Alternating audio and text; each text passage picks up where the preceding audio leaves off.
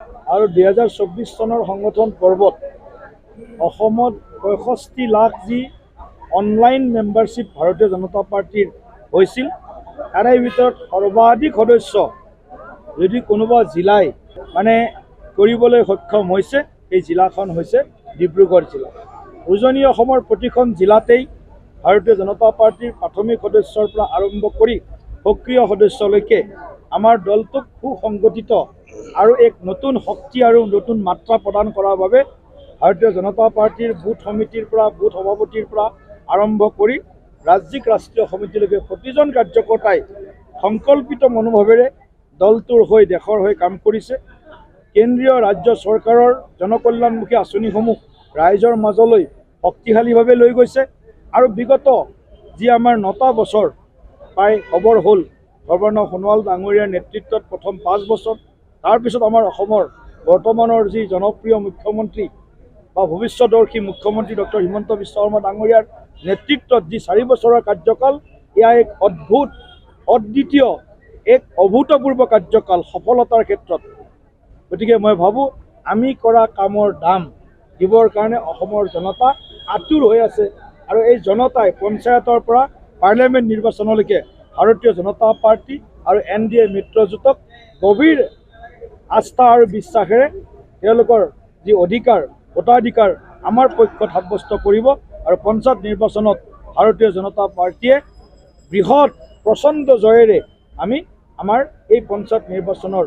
আমি সফলতাত আমি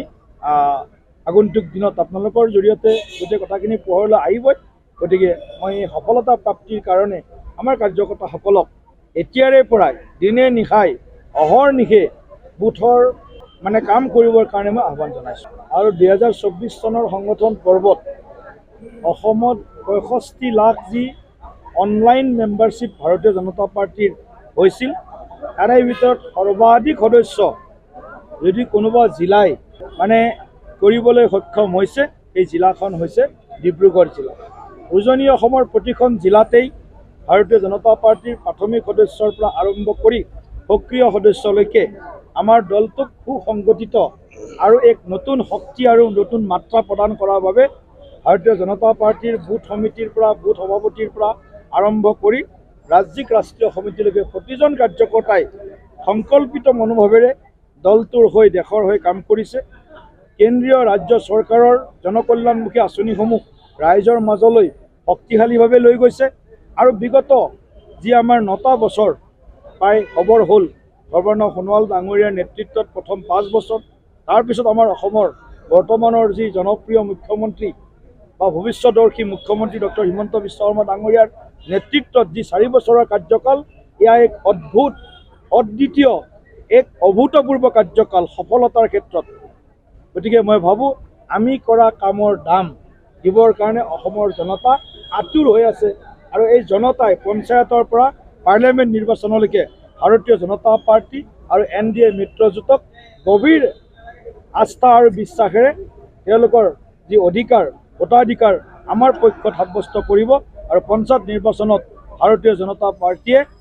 বৃহৎ প্ৰচণ্ড জয়েৰে আমি আমাৰ এই পঞ্চায়ত নিৰ্বাচনৰ আমি সফলতাত আমি আগন্তুক দিনত আপোনালোকৰ জৰিয়তে গোটেই কথাখিনি পোহৰলৈ আহিবই। গতিকে মই এই সফলতা প্ৰাপ্তিৰ কাৰণে আমাৰ কাৰ্যকৰ্তাসকলক এতিয়াৰে পৰাই দিনে নিশাই অহৰ্নিশে বুথৰ